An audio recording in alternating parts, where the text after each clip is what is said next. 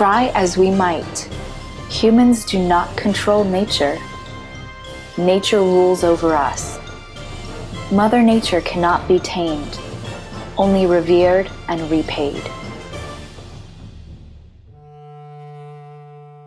The appreciation for the feminine divine has been so entrenched in our Americas that the spiritual conquest, with all its European masculinity, could merely redirect that reverence to other mother figures.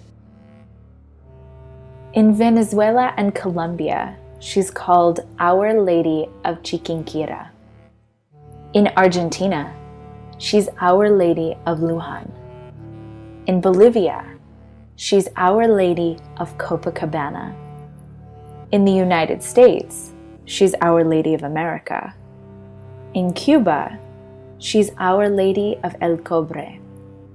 And in Mexico, she's Our Lady of Guadalupe, who inspires and attracts thousands of pilgrims every year, and whose majestic basilica stands today precisely on the same location once used to worship Tonantzin a long time ago.